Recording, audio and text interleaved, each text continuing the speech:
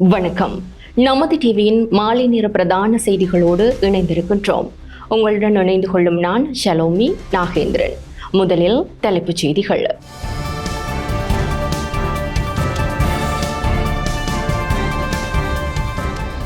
பிரித்தானியாவின் தடை, அதிர்ந்து போன இலங்கை அரசாங்கம். நானே கட்டளையிட்டேன், படையினர் செயற்படுத்தினர். பிரித்தானிய தடை தொடர்பில் மஹிந்தவின் எதிரொலி. யாழ் பல்கலைக்கழக இணை சுகாதார பீட மாணவர்கள் ஆர்ப்பாட்டம். இலங்கை இந்திய மீனவர் பேச்சுவார்த்தை அரச மட்டத்தில் நகர்வு. குவைத்தில் சிறைப்பிடிக்கப்பட்ட இலங்கையர்கள் தாயகம் திரும்பினர். வெளிநாட்டவர்கள் முச்சக்கர வண்டி ஓட்டுவதற்கு புதிய நிபந்தனை. தென்கொரியாவில் ஏற்பட்டுள்ள காட்டு தீயில் சிக்கி 24 பேர் பலி. தொடர்வன உள்நாட்டு செய்திகள்.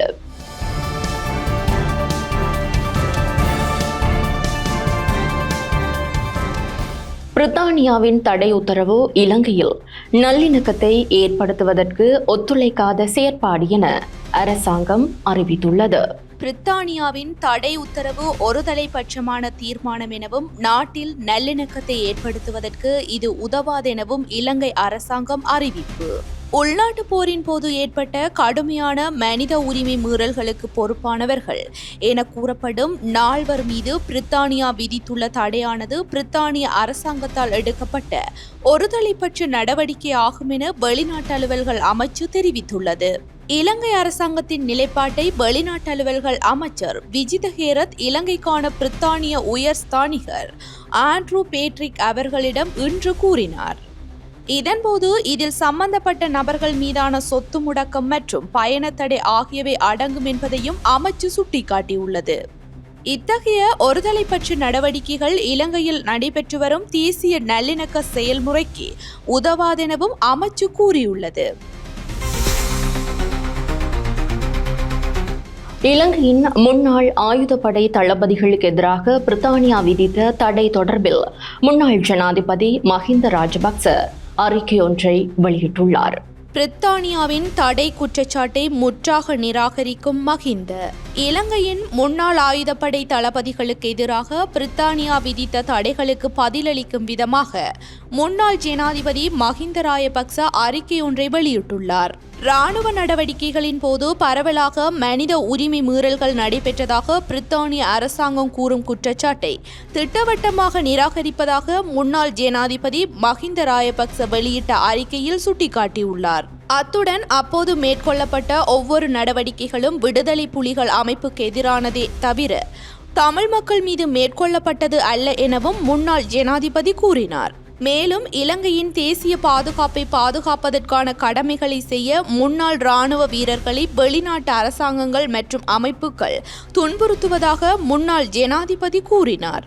அத்துடன் முன்னாள் இராணுவ வீரர்களை பாதுகாப்பதற்கான ஏற்பாடுகளை தற்போதைய அரசாங்கம் மேற்கொள்ளும் என நம்புவதாகவும் முன்னாள் ஜனாதிபதி நம்பிக்கை வெளியிட்டார்.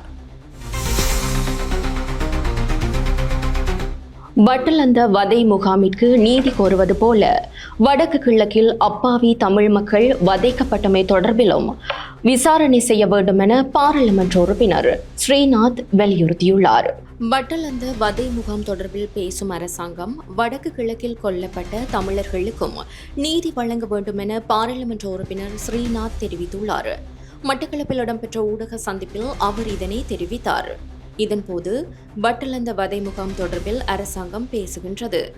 அதில் பாதிக்கப்பட்டோருக்கு நீதி கிடைக்க வேண்டியது நியாயமானது என பாராளுமன்ற உறுப்பினர் தெரிவித்தார். அதேபோன்று அதன் பின்னர் நடந்த யுத்தத்தில் பல தமிழர்கள் வடக்கு கிழக்கில் கொல்லப்பட்டனர் என வலியுறுத்திய பாராளுமன்ற உறுப்பினர் அதற்கான நீதி வழங்கும் பொறிமுறை தொடர்ந்தும் இழுத்தடிக்கப்பட்டு வருவதாகவும் சுட்டிக்காட்டினார். அவர்களுக்கு நீதி வழங்கும் நடவடிக்கைகளை அரசாங்கம் விரைவுபடுத்த வேண்டும் எனவும் பாராளுமன்ற உறுப்பினர் இதன்போது தெரிவித்தார். அரசு அமைந்தவுடன் மேன்மையங்கிய ஜனாதிபதிகள் சந்தித்து எங்கள் தமிழ் மக்களின் ஆதங்கங்களையும் அவர்களுடைய எதிர்பார்ப்புகளை பற்றியும் தெளிவாக கூறியிருந்தோம். அதற்கான எந்த சமிஞ்சையும் அரசியல் தீர்வு சம்பந்தமான விடயங்களாக இருந்தாலும் சரி, காணி விடுவிப்பு சம்பந்தமான விடயங்களாக இருந்தாலும் சரி, பொறுப்பு கூறல் சம்பந்தமான விடயங்களாக இருந்தாலும் எந்த விதமான தீர்க்கமான பதிலும் சொல்லப்படாமல் காலம் கடத்தப்படுகின்ற நிகழ்வுகள் அரங்கேறுகின்றன. தற்போது பேசு பொருளாக இருக்கின்ற விடயமாக இந்த பட்டளந்த சித்திரைவதை முகாமும் அது சம்பந்தமான விசாரணைகள் சம்பந்தமாக மேற்கொள்ளப்பட்ட ஆணைக்குழு சம்பந்தமாகவும் பல்வேறுபட்ட கருத்துக்கள் பரிமாறப்பட்டு கொண்டிருக்கின்றன. மிக உண்மையாகவே நாங்கள் மிக தெளிவாக இருக்கின்றோம். மிக நிச்சயமாக இந்த சித்திரவதைகள் நடந்திருந்தால், இந்த படுகொலைகள் நடந்திருந்தால் அதை நிச்சயமாக விசாரிக்கப்பட வேண்டும், மிக நிச்சயமாக தண்டிக்கப்பட வேண்டும். அது எவராக இருந்தாலும் மனித உயிர்களுக்கு மதிப்பளித்து அந்த செயற்பாடுகள் இடப்பட வேண்டும். ஆனால் அதே நேரம் நாங்கள் கேட்பது, அதற்கு பின்னரான காலப்பகுதியில் கூட பல வதை முகாம்கள் வடகிழக்கு பகுதியிலே இராணுவத்தினால் நடத்தப்பட்டிருந்தன. பல படுகொலைகள் நடத்தப்பட்டிருந்தன. வெள்ளை கொடியேந்தி வந்தவர்கள் கூட கைது செய்யப்பட்டு காணாமலாக்கப்பட்டிருந்தார்கள். அப்பாவி சிறுவர்கள், பொதுமக்கள் பலர் படுகொலை செய்யப்பட்ட காணொளிகள் பல்வேறு சேனல்களின் ஊடாக வெளிவந்திருந்தன. இதற்காக நாங்கள் நீதி வேண்டி சர்வதேச நீதி விசாரணை வேண்டும் என்று பல்வேறுபட்ட அழுத்தங்களையும் பிரயோகித்து வந்திருக்கின்றோம். அது சம்பந்தமாக மிக முக்கியமாக தீர்க்கமாக முடிவெடுக்கப்பட்டு அந்த இவ்வாறான படுகொலைகள் குற்றங்கள் இழைத்தவர்கள் கண்டிக்கப்பட வேண்டும். நீதி செயற்பாடுகள் மிக நேர்மையாக முன்னெடுக்கப்பட வேண்டும்.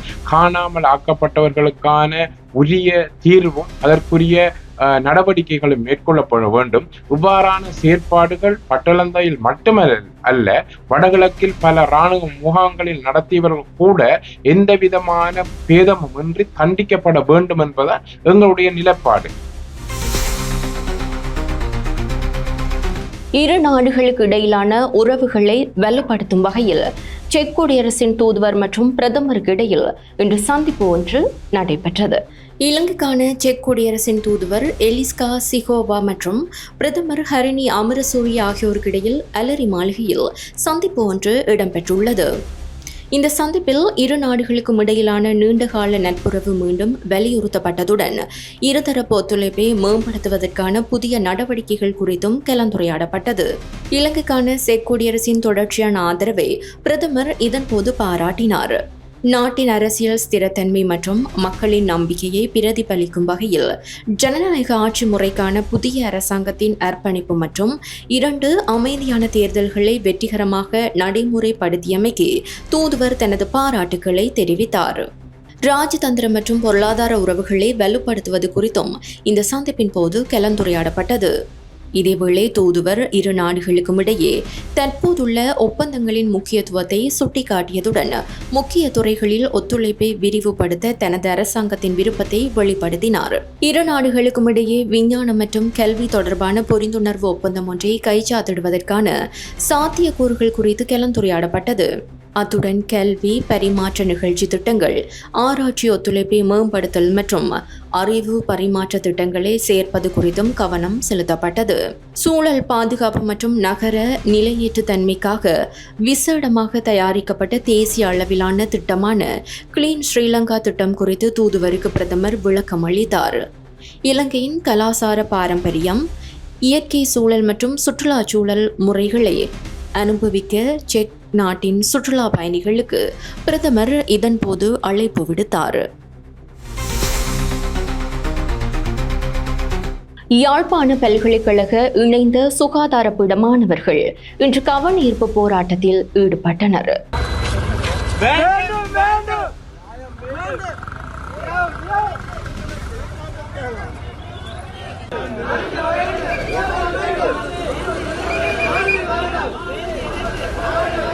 யாழ் பல்கலைக்கழக இணைந்த சுகாதார பீட மாணவர்களே ஆர்ப்பாட்டத்தில் ஈடுபட்டுள்ளனர். வேலையில்லா பிரச்சினைக்கு தீர்வு கோரி யாழ் பல்கலைக்கழக மருத்துவ பீட முன்றலிலிருந்து ஆர்ப்பாட்ட பேரணி ஆரம்பமாகியது. இதனைத் தொடர்ந்து திருநெல்வேலி நகரை நோக்கி ஆர்ப்பாட்டக்காரர்கள் பேரணியாக சென்றபோது போலீசாரால் இடைமறிக்கப்பட்டனர். பொதுமக்களுக்கு இடையூறு விளைவிக்கும் வகையில் வீதிகளில் ஆர்ப்பாட்டம் செய்ய முடியாதென போலீசாரால் அறிவிக்கப்பட்டது. இதன்போது கொக்குவிலில் இருந்து திருநெல்வேலி நகருக்கு செல்லும் ஆரியபாதம் வீதியில் போக்குவரத்து நெரிசலும் ஏற்பட்டது. போலீசாரின் அறிவித்தலின் பின்னர் ஆர்ப்பாட்டத்தில் ஈடுபட்ட மாணவர்கள் மீண்டும் ஜாழ் பல்கலைக்கழகத்தின் மருத்துவ பீட வளாகத்தை சென்றடைந்தனர். சுகாதார விஞ்ஞான பீடத்திலிருந்து வாரம் என்னுடைய பீடத்தில் 3 கோர்ஸ் இருக்குது. மருத்துவ ஆய்வுட விஞ்ஞானம், மருந்தாக்கவியல், மற்றது தாதியியல் என்று 3 கோர்ஸ் இருக்குது. இப்போ கிட்டடியில் மருந்தாக்கவியலுக்கும் நர்சிங்குக்கும் விட்டுட்டு எம்எல்எஸ்க்கு கோல் பண்ணியிருக்காங்க இண்டனுக்கு. அதுக்கு மெரிட் லிஸ்ட் மாதிரி கோல் பண்ணாமல் ஐக்யூ எக்ஸாம் வச்சு தான் எடுக்கிறேன்னு சொல்லியிருக்கணும். இப்போ லாஸ்ட்டாக ஹெல்த் சர்வீஸுக்கு 2021 கசட் கோல் பண்ணியிருக்கணும். அதுக்கு பிறகு கோல் பண்ணவே இல்லை. அதுவும் நர்சிங் எம்எல்எஸ் ரேடியோகிராஃபிக்கு தான் கோல் பண்ணியிருக்கு. அதுக்கு பிறகு ஃபார்மசிக்கும் பிசிஓக்கும் டிப்ளமா பட்சம் மட்டும்தான் உள்ளுக்கு எடுக்கிறேன்னு சொல்லியிருக்கணும். எங்களோட அரசாங்க யூனிவர்சிட்டியிலேருந்து படித்து வாராக்களை எடுக்கிற இல்லைன்னு சொல்லியிருக்கணும். அதோட அப்ளிகன்ஸ் கூட இந்தபடியால் வேகன்சி குறைவாக இருக்காம். அதால் நாங்கள் ஐக்யூ எக்ஸாம் வச்சு தான் எடுப்போம்னு சொல்லியிருக்கணும். என்ன பிரச்சனைன்னா கேடியூ மற்ற அதை ஃபாரின் யூனிவர்சிட்டியிலேருந்து படித்து வாராக்களும் இதுக்கு அப்ளை பண்ணி இருக்கிறதால எங்களோட அரசாங்க யூனிவர்சிட்டியிலேருந்து வாராக்களை எடுக்கிறதுக்கு எல்லோரும் சேர்த்து ஒரு ஐக்யூ எக்ஸாம் மாதிரி வச்சு எடுக்கிறதுக்கு நடுத்தர குடும்பத்திலேருந்து வாரவனோ இல்லை ஒரு ஏழை குடும்பத்திலேருந்து வாரவனோ அந்த ஐக்யூ எக்ஸாமில் ஃபெயில் ஆனால் அப்படியே விட வேண்டிய அந்த 4 வருஷம் படித்ததும் வேஸ்ட். அங்கால வார ஐக்யூ எக்ஸாம் வேஸ்ட். யூஜிசி தான் அந்த மெரிட் லிஸ்ட் கோல் பண்ணுறது. யூஜிசி ஒன்லி கவர்மெண்ட் யூனிவர்சிட்டிக்கு மட்டும்தான் மெரிட் லிஸ்ட் கோல் பண்ணியிருக்காங்க. ஆனால் இப்போ ஹெல்த் மினிஸ்ட்ரியோடு சேர்ந்து என்ன நடக்குதுன்னா கேடியூ அதை ஃபாரின் யூனிவர்சிட்டியிலேருந்து வாராக்களை சேர்க்கறதுக்காக ஐக்யூ எக்ஸாம் கொண்டு அதுலேருந்து தான் நாங்கள் எடுப்போம்னு சொல்லியிருக்கோம். இப்போ அந்த ஐக்யூ எக்ஸாமில் கவர்மெண்ட் யூனிவர்சிட்டியிலேருந்து வாரவன் ஃபெயிலாக போனால் அப்படியே விட வேண்டிய அவன் பிறகு ஐக்யூ எக்ஸாம் எடுக்கலாது. அப்படியே கோர்ஸ் படித்த 4 வருஷம் அப்படியே விட்டுட்டு வீட்டே இருக்க வேண்டிய. இப்போ நாங்கள் வைக்கிற கோரிக்கை என்னென்னா இனி எங்களை இணைந்த சுகாதார விஞ்ஞான பட்டதாரிகளை மெரிட் லிஸ்ட்டுக்கு ஏற்ற மாதிரி வேலைக்குள்ளடுங்கோ. இந்த காசு கொடுத்து பட்டம் வாங்குற ஆக்களை தவிருங்கோ. மற்றது ஐக்யூ எக்ஸாம் எங்களுக்கு வேண்டாம். மீனவர் பிரச்சினைக்கு தீர்வு காண்பதற்கு அரச உயர்மட்ட கலந்துரையாடல் நடைபெற வேண்டும் என வலியுறுத்தப்பட்டுள்ளது. இலங்கை இந்திய மீனவர் பிரச்சினையை தீர்ப்பதற்கு அரச மட்ட பேச்சுவார்த்தையினை முன்னெடுத்து பிரச்சினைக்கு நிரந்தர தீர்வு எட்ட வேண்டும் என வடமாகாண கடற்றொழிலாளர் இணையத்தின் ஊடக பேச்சாளர் அன்னராசா தெரிவித்துள்ளார்.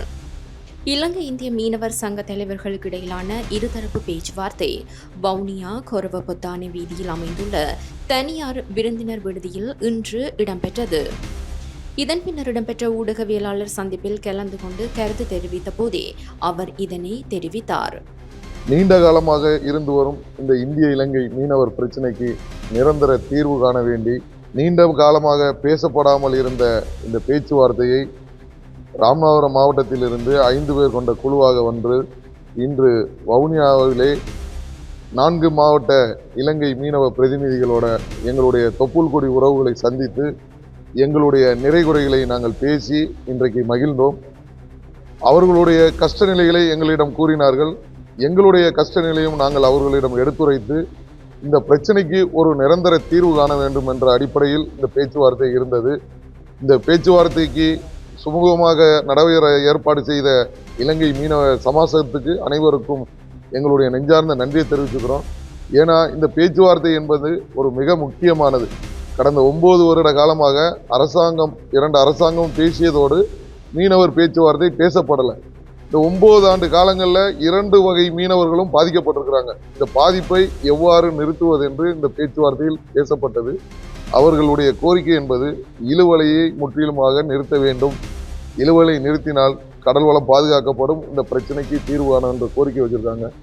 நாங்கள் இந்த இழுவலை படிப்படியாக குறைப்பதற்கு எங்களுடைய தமிழக அரசு இந்திய அரசாங்கம் வாயிலாக இந்த இழுவலையை குறைப்பதற்கு நாங்கள் முழுவதுமாக படிப்படியாக குறைப்பதற்கு சம்மதிக்கிறோம் என்று கூறியும், அதுபோக ஏனைய மாவட்ட மீனவ அமைப்புகளை எல்லாம் ஒன்று திரட்டி அடுத்த கட்டமாக இந்திய அரசாங்கம், தமிழக அரசு, இலங்கை அரசாங்கம் உதவியுடன் இந்த மீனவ அமைப்புகள் இருந்து பேசி இதுக்கு ஒரு நல்ல தீர்வை எடுக்கிறதுக்கு நாங்கள் இந்த பேச்சுவார்த்தையில் நாங்கள் பேசியிருக்கிறோம்.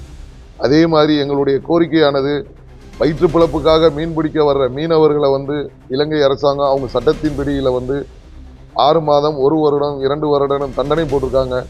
அந்த மீனவர்களை மனிதாபிமான அடிப்படையில் விடுவிக்க வேண்டும். இந்த பிரச்சனைக்கு ஒரு நிரந்தர தீர்வு காணணும்னு கோரிக்கை வச்சிருக்கிறோம். அடுத்த கட்ட பேச்சுவார்த்தையில் கண்டிப்பாக அந்த மீனவர்களையும் படகையும் விடுவிக்கிறதுக்கு உண்டான நடவடிக்கைகளை எடுப்பதற்கு ஒத்துழைப்பதாக இலங்கை மீனவ சங்க பிரதிநிதிகள் கூறியிருக்கிறார்கள். எங்களுக்கு மிக சந்தோஷம். அடுத்த கட்ட பேச்சுவார்த்தையை இந்திய அரசாங்கம், இலங்கை அரசாங்கம், தமிழக அரசு சேர்ந்து கூடிய விரைவில் இந்த பேச்சுவார்த்தையை நடத்துறதுக்கு நாங்கள் இந்த கூட்டத்தின் வாயிலாக கேட்டுக்கொள்கிறோம். தமிழ்நாட்டு மீனவர்களும் வடக்கு மாகாணம் கிளிநொச்சி, முல்லைத்தீவு, மன்னார் மாவட்டத்தை பிரதிநிதிப்படுத்தி வடமாகாண கடற்றொழிலாளர் இணையத்தின் ஏற்பாட்டிலே இலங்கை இந்திய மீனவர்களுக்கு இடையிலான ஒரு கலந்துரையாடல் ஒன்று இன்று இடம்பெற்றிருக்கின்றது.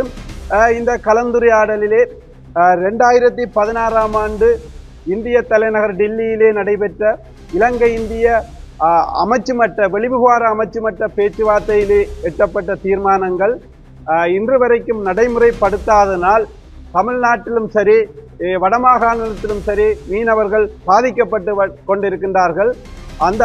அந்த பாதிப்பு தொடர்பாகவும் அந்த மீனவருடைய பிரச்சினை தொடர்பாகவும் கடந்த 9 வருடங்களாக நடவடிக்கை மேற்கொள்ளாததை இட்டு இரு நாட்டு மீனவர்களும் 9 வருடங்களுக்கு பின்பு இன்று கலந்துரையாடி இரு நாட்டு தொப்புள் கொடி உறவுகளும் கலந்துரையாடியதில் மிக்க மகிழ்ச்சி அடைகின்றோம். ஏனென்றால் இரு நாட்டிலும் பாதிக்கப்படுகிறது மீனவர்கள் என்ற ரீதியிலே இரு நாட்டு மீனவர்களுடைய பாதிப்பும் எதிர்காலத்தில் இந்த மீனவர்களுடைய பிரச்சனையை எப்படி நிரந்தர தீர்வுக்கு கொண்டு வர வேண்டியதன் அவசியத்தையும் கலந்துரையாடி இருக்கின்றோம். ஏனென்றால் தமிழ்நாட்டில் பாதிக்கப்பட்டாலும் மீனவர்கள் தான், இலங்கையிலே பாதிக்கப்பட்டாலும் மீனவர்கள் தான் என்ற ரீதியிலே மிகவும் ஆக்கப்பூர்வமான மகிழ்ச்சியான கலந்துரையாடலாக இந்த கலந்துரையாடல் அமைந்திருக்கின்றது.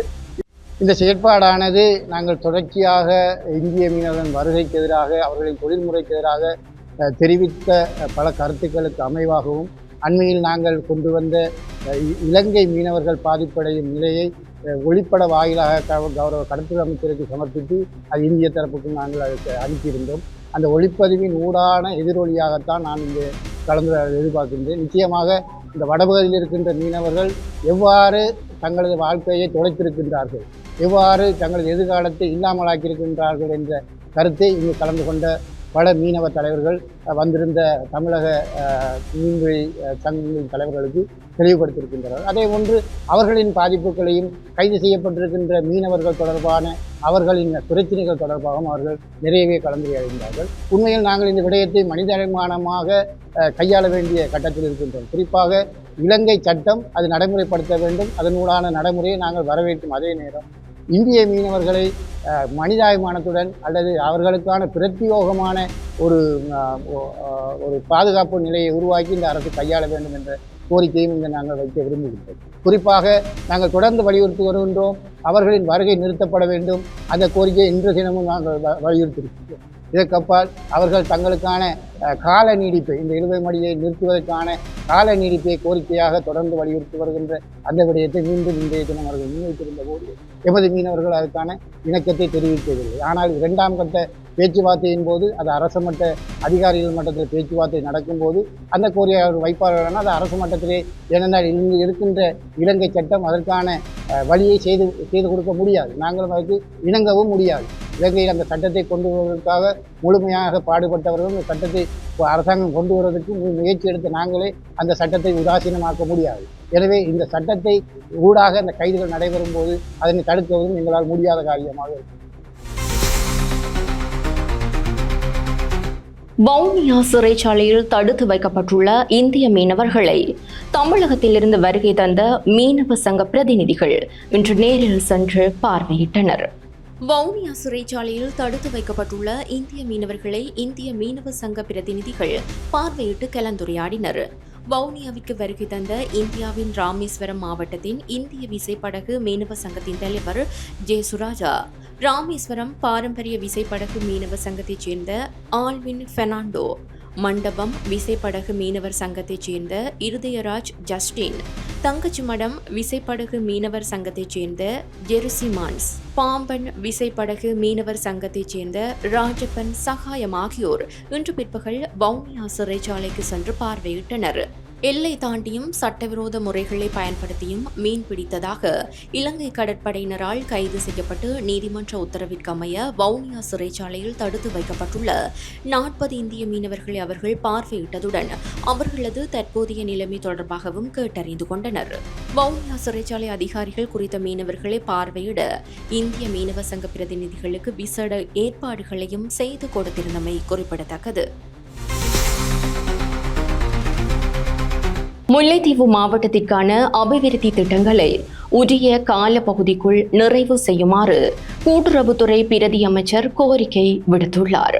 முல்லைத்தீவு மாவட்ட ஒருங்கிணைப்பு குழு கூட்டம் கூட்டுறவுத்துறை பிரதி அமைச்சரும் ஒருங்கிணைப்பு குழு தலைவருமான உபாலி சமரசிங்க தலைமையில் முல்லைத்தீவு மாவட்ட செயலகத்தில் இன்று நடைபெற்றது. இந்த கூட்டத்தில் முல்லைத்தீவு மாவட்ட செயலாளர் உமா மகேஸ்வரனின் அழைப்புக்கு அமைவாக வடக்கு மாகாண ஆளுநர் வேதநாயகனும் கலந்து கொண்டார். முல்லைத்தீவு மாவட்டத்திற்கு அதிக அளவு நிதி ஒதுக்கப்பட்டுள்ள நிலையில் அபிவிருத்தி திட்டங்களை உரிய கால பகுதிக்குள் நிறைவு செய்யுமாறு அதிகாரிகளிடம் பிரதி அமைச்சர் கோரிக்கை விடுத்தார். அத்துடன் கடந்த மாவட்ட ஒருங்கிணைப்பு குழு கூட்டத்தில் ஆராயப்பட்டு தீர்க்கப்பட்ட பிரச்சினைகள், தொடர் நடவடிக்கைகள் எடுக்கப்படுகின்ற பிரச்சினைகள் இன்றைய கூட்டத்தில் முன்வைக்கப்பட்டன. வீதிகள் தொடர்பான விடயங்களும், கனிய மணல் அகழ்வு தொடர்பான விவகாரங்களும், போக்குவரத்து தொடர்பான பிரச்சினைகளுக்கும் கூடுதலாக இதன்போது கவனம் செலுத்தப்பட்டது. மேலும் முல்லைத்தீவு மாவட்டத்தில் உள்ளூராட்சி மன்றங்களுக்கு சொந்தமான கடைகளின் வைப்பு பணத்தொகை அதிகமாக உள்ளதாக சுட்டிக்காட்டப்பட்டதோடு அதற்கு பதிலளித்த ஆளுநர் மக்களுக்கு சேவை செய்வதற்காகவே பிரதேச சபைகள் உள்ளன என்றும் அதிகளவு தொகையை அறவிடுவது பொருத்தமற்றது எனவும் குறிப்பிட்டார். இதன் பின்னர் முல்லைத்தீவு மாவட்டத்தில் நடைமுறைப்படுத்தப்படும் திட்டங்கள், நடைமுறைப்படுத்த எதிர்பார்க்கப்படும் திட்டங்கள், அனுமதி பெற வேண்டிய திட்டங்கள் என்பன சமர்ப்பிக்கப்பட்டன. அனைத்திற்கும் உரிய அனுமதிகள் ஒழுங்கிணைப்பு குழுவால் வழங்கப்பட்டது. அத்துடன் முல்லைத்தீவு மாவட்ட மருத்துவமனை மற்றும் சுகாதார பிரச்சினைகள் தொடர்பாக ஆராயப்பட்டது. சட்டவிரோத கசிப்பு காய்ச்சும் நடவடிக்கை முல்லைத்தீவு மாவட்டத்தில் பரவலாக முன்னெடுக்கப்படுவதாகவும் 239 பேரை இதுவரை அடையாளம் கண்டுள்ளதாகவும் மாவட்ட செயலாளர் ஒருங்கிணைப்பு குழுவின் கவனத்திற்கு கொண்டு சென்றார். இலங்கை பிரான்ஸ் பாராளுமன்ற நட்புறவு சங்கத்தின் தலைவராக அமைச்சர் சாவித்திரி சரோஜா போல்ராஜ் தெரிவு செய்யப்பட்டுள்ளார். இலங்கை பிரான்ஸ் பாராளுமன்ற நட்புறவு சங்கத்தின் தலைவராக அமைச்சர் சாவித்ரி சரோஜா போல்ராஜ் தெரிவு. 10வது பாராளுமன்றத்தின் இலங்கை பிரான்ஸ் பாராளுமன்ற நட்புறவு சங்கத்தின் தலைவராக மகளிர் மற்றும் சிறுவர் அலுவல்கள் அமைச்சர் சாவித்ரி சரோஜா போல்ராஜ் தெரிவு செய்யப்பட்டார். இலங்கை பிரான்ஸ் பாராளுமன்ற நட்புறவு சங்கத்தை மீள ஸ்தாபிப்பதற்கான கூட்டம் சபாநாயகர் ஜகத் விக்ரமரத்ன தலைமையில் பாராளுமன்றத்தில் நடைபெற்ற போதே இத்தெரிவு இடம்பெற்றது. இலங்கைக்கான பிரான்ஸ் பிரதி தூதுவர் மேரி நோயல் டூரிஸ் இதில் பிரதம விருந்தினராக கலந்து கொண்டார். அத்துடன் இலங்கை பிரான்ஸ் பாராளுமன்ற நட்புறவு சங்கத்தின் செயலாளராக பாராளுமன்ற உறுப்பினர் லால் பிரேமநாத் தெரிவு செய்யப்பட்டார். பிரான்ஸ் மற்றும் இலங்கைக்கிடையில் 75 வருடங்களாக காணப்படும் இருதரப்பு உறவுகளை நினைவு கூர்ந்த சபாநாயகர் இந்த தொடர்புகளை விருத்தி செய்து கொள்வதற்கு நட்புறவு சங்கம் முக்கியமான தளமாகும் எனவும் சுட்டிக்காட்டினார். அத்துடன் இருதரப்பினருக்கும் உயர்ந்த நன்மைகளை பெறுவதற்கு சுற்றுலா, முதலீடு, கல்வி, கடல்சார் பாதுகாப்பு மற்றும் காலநிலை மாற்றம், சட்டம் போன்ற துறைகளில் இருதரப்பு உறவுகளை மேலும் வலுப்படுத்திக் கொள்வதற்கு நெருக்கமாக செயற்படுவதன் முக்கியத்துவத்தை சபாநாயகர் வலியுறுத்தினார். இந்த நட்புறவு சங்கத்தினூடாக இரு நாடுகளுக்கிடையிலான நட்பு ரீதியான தொடர்புகளை மேலும் வலுப்படுத்துவதன் முக்கியத்துவத்தை இலங்கைக்கான பிரான்ஸ் பிரதி தூதுவர் வலியுறுத்தினார். நட்புறவு சங்கத்தின் தலைவராக தெரிவு செய்யப்பட்டமைக்கு நன்றி தெரிவித்த அமைச்சர் சாவித்ரி சரோஜா போல்ராஜ் 75 வருடங்களாக இலங்கைக்காக பிரான்ஸ் வழங்கிய நட்பு ரீதியான ராயதந்திர ஒத்துழைப்புகளை பாராட்டினார். குறிப்பாக கல்வி, கலாச்சாரம், பொருளாதாரம் ஆகிய துறைகளில் இலங்கை பிரான்ஸ் இடையிலான தொடர்புகளை வலுப்படுத்த ஒன்றிணைந்து செயற்படுமாறு அமைச்சர் அனைத்து உறுப்பினர்களுக்கும் அழைப்பு விடுத்தார். ஆளுகை, நீதி மற்றும் சிவில் பாதுகாப்பு பற்றிய துறைசார் மேற்பார்வை குழுவின் தலைவராக பாராளுமன்ற உறுப்பினர் நஜீத் இந்திக தெரிவு செய்யப்பட்டுள்ளார். ஆளுகை, நீதி மற்றும் சிவில் பாதுகாப்பு பற்றிய துறைசார் மேற்பார்வை குழுவின் தலைவராக பாராளுமன்ற உறுப்பினர் நஜீத் இந்திக தெரிவு. 10வது பாராளுமன்றத்தின் முதலாவது கூட்டத்தொடருக்கான ஆளுகை, நீதி மற்றும் சிவில் பாதுகாப்பு பற்றிய துறைசார் மேற்பார்வை குழுவின் தலைவராக பாராளுமன்ற உறுப்பினர் நஜீத் இந்திக தெரிவு செய்யப்பட்டார். ஆளுகை, நீதி மற்றும் சிவில் பாதுகாப்பு பற்றிய துறைசார் மேற்பார்வை குழு கூடிய போதே தலைவர் தெரிவு இடம்பெற்றது. இதனைத் தொடர்ந்து குழுவில் குற்றச்செயல்களின் வரும்படிகள் சட்டம் மூலம் கவனத்தில் எடுக்கப்பட்டது. இது தொடர்பிலான கலந்துரையாடலில் பதில் போலீஸ்மா அதிபர் உள்ளிட்ட நீதி மற்றும் தேசிய ஒருமைப்பாட்டு அமைச்சு, சட்டமா அதிபர் திணைக்களம், சட்ட வரைஞர் திணைக்களம், லஞ்சம் அல்லது ஊழல் பற்றிய சார்த்துதல்களை புலனாய்வு செய்வதற்கான ஆணைக்குழு ஆகியவற்றை சேர்ந்த அதிகாரிகள் கலந்து கொண்டிருந்தனர். குறித்த சட்டமூலம் தொடர்பில் விளக்கமளித்த அதிகாரிகள் நீண்ட நாள் தேவையை நிறைவேற்றும் வகையில் தயாரிக்கப்பட்டுள்ள இந்த சட்டமூலம் சர்வதேச நாணய நிதியத்தின் நிபந்தனைகளில் ஒன்றாகும் என்றும் குறிப்பிட்டனர். குற்றச்செயல்களின் மூலம் ஈட்டப்பட்ட வரும்படிகள் மற்றும் சொத்துக்களை மீளவும் அறவிடுவதற்கான சட்ட ஏற்பாடுகள் இதன் மூலம் கிடைக்கும் என அதிகாரிகள் சுட்டிக்காட்டினர். இவ்வாறு அபகரிக்கப்படும் சொத்துக்களை முகாமித்துவம் செய்வதற்கு அதிகார சபை ஒன்றை நிறுவுவதற்கான ஏற்பாடுகள் இதில் காணப்படுவதாகவும், குற்றச்செயல்கள் மூலம் அரசாங்க சொத்துக்கள் அல்லது தனியார் சொத்துக்கள் சட்டவிரோதமான முறையில் பெறப்பட்டிருந்தால் அவற்றை முடக்கி விசாரணைகளை நடத்தி அதற்கு எதிராக சட்டத்தை நிலைநாட்டுவதற்கு இந்த சட்டத்தின் மூலம் வழி கிடைப்பதாகவும் அதிகாரிகள் குழுவில் விளக்கமளித்தனர். இது தனிநபர்களை இலக்கு வைக்கும் சட்டம் மூலம் அல்ல எனவும், குற்றச்செயல்களின் மூலம் ஈட்டப்பட்ட சொத்துக்களை இலக்கு வைக்கும் சட்டம் மூலம் என்றும் அதிகாரிகள் மேலும் கூறினர். இதனை நடைமுறைப்படுத்துவதில் ஏற்படக்கூடிய தொழில்நுட்ப ரீதியான பிரச்சினைகள் குறித்தும் உறுப்பினர்கள் அதிகாரிகளிடம் வினவினர். உள்நாட்டு நிபுணர்கள் மற்றும் சர்வதேச நிபுணர்கள் பலருடன் ஆன்லைன் மூலம் நடத்தப்பட்ட நீண்ட கலந்துரையாடல்களின் அடிப்படையிலும் ஏனைய நாடுகளில் அமுல்படுத்தப்பட்டுள்ள இதுபோன்ற சட்டத்தை மாதிரியாக கொண்டும் இது தயாரிக்கப்பட்டுள்ளதால் இதுபோன்ற பிரச்சினைகள் ஏற்படுவதற்கான வாய்ப்பு மிக குறைவு எனவும் அதிகாரிகள் பதிலளித்தனர். சர்வதேச நாணய நிதியத்தின் நிபந்தனையாக இருந்தாலும் குறித்த சட்டமூலத்தை அரசாங்கம் என்ற ரீதியில் மிகவும் சாதகமாக நோக்குவதாகவும், அரசாங்கம் சமர்ப்பித்துள்ள கொள்கை திட்டத்திற்கு இணங்கும் வகையில் இருக்கும் இச்சட்டமூலத்தை வரவேற்பதாகவும் குழுவில் தலைவர் குறிப்பிட்டார். இவ்வாறான சட்டமூலத்தை கொண்டு வருவதற்கு இதுவரை எடுக்கப்பட்ட முயற்சிகள் குறித்து மகிழ்ச்சி அடைவதாக குழுவின் தலைவர் தெரிவித்தார். நாட்டுக்கு மிகவும் அவசியமான சட்டமூலம் என்பதால் ஆளுகை, நீதி மற்றும் சிவில் பாதுகாப்பு பற்றிய துறைசார் மேற்பார்வை குழுவின் அனுமதி வழங்கப்படுவதாகவும் தலைவர் மேலும் கூறினார். குவைத் மத்திய சிறைச்சாலையில் தடுத்து வைக்கப்பட்டிருந்த 20 இலங்கையர்கள் இன்று நாடு திரும்பினர். குவைத் மத்திய சிறைச்சாலையில் தடுத்து வைக்கப்பட்டிருந்த மேலும் 20 இலங்கை கைதிகள் இன்று நாட்டுக்கு திருப்பி அனுப்பி வைக்கப்பட்டுள்ளனர். இந்த கைதிகள் இன்றைய தினம் காலை 11:45 மணியளவில் குவைத்திலிருந்து C-17 விமானம் மூலம் கட்டுநாயக்க விமான நிலையத்தை வந்தடைந்துள்ளனர். குவைத் மற்றும் இலங்கைக்கிடையில் 2007ஆம் ஆண்டில் கைச்சாத்திடப்பட்ட உடன்படிக்கையின் பிரகாரம் குவைத் மத்திய சிறைச்சாலையில் தடுத்து வைக்கப்பட்டுள்ள இலங்கை கைதிகளில் 34 பேர் கடந்த 2024ஆம் ஆண்டு நவம்பர் மாதம் 25ஆம் தேதி நாட்டுக்கு திருப்பி அனுப்பி வைக்கப்பட்டிருந்தனர். இந்நிலையில் எஞ்சியிருந்த இலங்கை கைதிகளில் மேலும் 20 பேர் இன்று நாட்டுக்கு திருப்பி அனுப்பப்பட்டனர். இவ்வாறு நாட்டுக்கு திருப்பி அனுப்பப்பட்ட 20 கைதிகளையும் அழைத்து செல்வதற்கு சிறைச்சாலைகள் திணைக்களத்தின் அதிகாரிகள் கட்டுநாயக்க விமான நிலையத்திற்கு வருகை தந்திருந்தனர். திருகோணமலை கிண்ணியா தள வைத்தியசாலையில் உளநல பிரச்சினைக்கான சிகிச்சை பிரிவு இன்று திறந்து வைக்கப்பட்டது. திருகோணமலை கிண்ணியா வைத்தியசாலையில் உளநல சிகிச்சைக்காக புதிய பிரிவு திறந்து வைப்பு.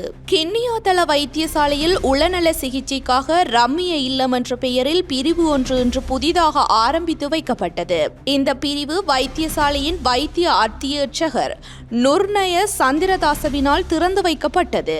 இவ்வாறு உளநலம் பாதிக்கப்பட்டவர்கள் 20 தொடக்கம் 22 வயதுக்குட்பட்டவர்கள் எனவும், அவர்கள் இன்றைய நவீன சூழலால் அதிகம் பாதிக்கப்பட்டவர்கள் வைத்திய அத்தியட்சகர் தெரிவித்தார்.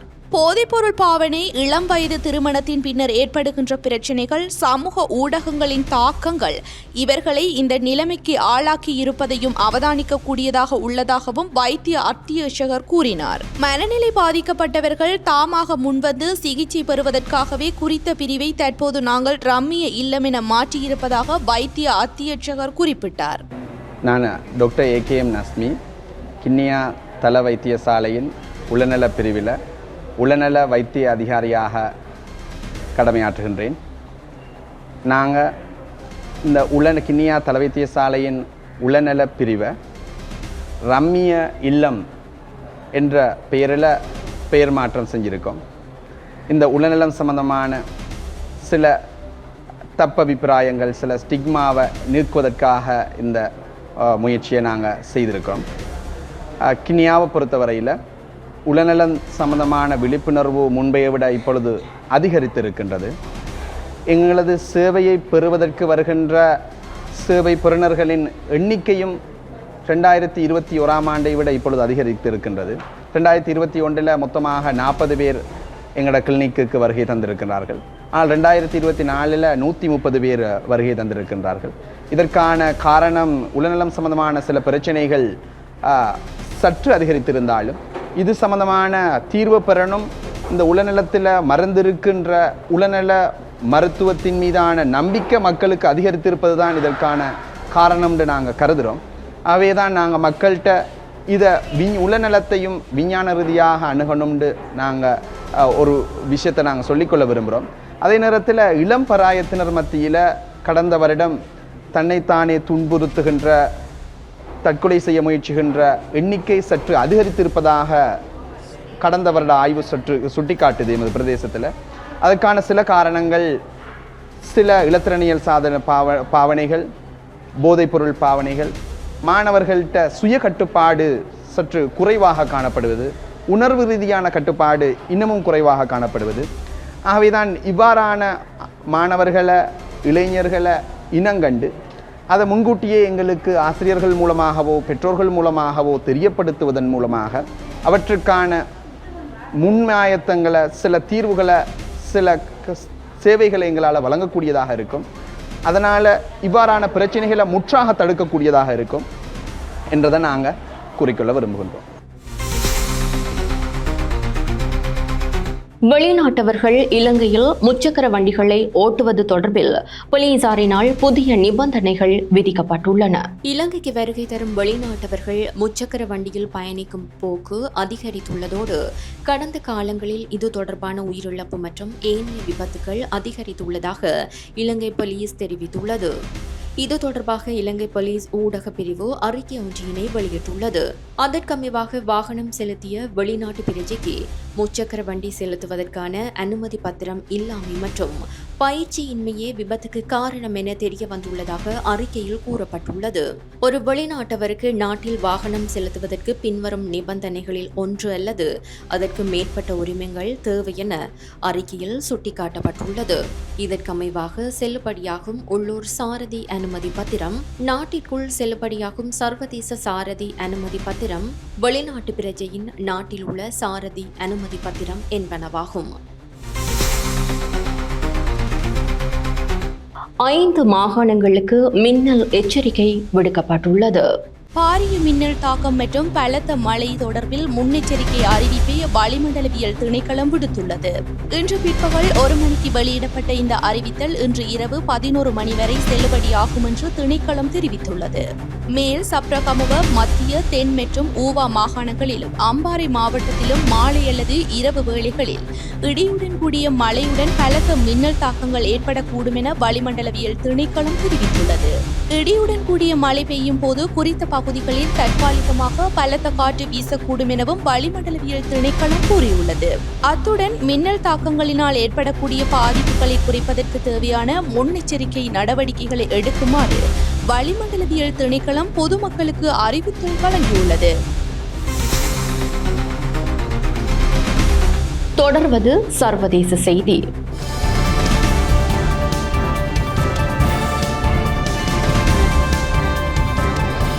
தென்கொரியாவில் ஏற்பட்டுள்ள காட்டுத்தீயில் சிக்கி 24 பேர் உயிரிழந்துள்ளனர். தென்கொரியாவின் தென்கிழக்கு பகுதிகளின் பல இடங்களில் பரவி வரும் காட்டுத்தீயில் சிக்கி உயிரிழந்தவர்களின் எண்ணிக்கை உயர்ந்துள்ளது. கடந்த செவ்வாய்க்கிழமை தென்கொரியாவின் தென்கிழக்கு பகுதிகளில் பயங்கர காட்டுத்தீ பரவியது. இதன் காரணமாக ஆயிரக்கணக்கான குடியிருப்பாளர்கள் தங்கள் வீடுகளை விட்டு வெளியேறியுள்ளதோடு நூற்றுக்கணக்கான கைதிகள் சிறைச்சாலைகளில் இருந்து இடம் மாற்றப்பட்டுள்ளனர். இந்நிலையில் தற்போது வரை காட்டு தீயில் சிக்கி 24 பேர் உயிரிழந்துள்ளதாக வெளிநாட்டு ஊடகங்கள் செய்தி வெளியிட்டுள்ளன. இதேவேளை காட்டுத்தீயினால் பாதிக்கப்பட்ட பகுதியில் வறட்சியான வானிலை தொடர்ந்து நீடிக்கும் என எதிர்பார்க்கப்படுவதாக பாதுகாப்பு அமைச்சகம் தெரிவித்துள்ளது. தொடர்வது விளையாட்டுச் செய்தி.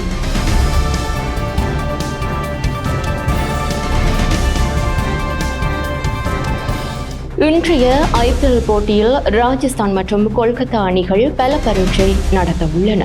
இந்தியன் பிரீமியர் லீக் 2020 கிரிக்கெட் தொடரின் 6வது போட்டி இன்று நடைபெறுகிறது. குறித்த போட்டியில் ராஜஸ்தான் ராயல்ஸ் மற்றும் கொல்கத்தா நைட் ரைடர்ஸ் ஆகிய அணிகள் மோதுகின்றன. இந்த போட்டி இன்று இரவு 7:30 மணியளவில் ஆரம்பமாகியது. இத்துடன் நமது டிவியின் பிரதான செய்திகள் அனைத்தும் நிறைவு பெறுகின்றன. எமது அடுத்த செய்தி அறிக்கையினை நாளை எதிர்பாருங்கள். வணக்கம்.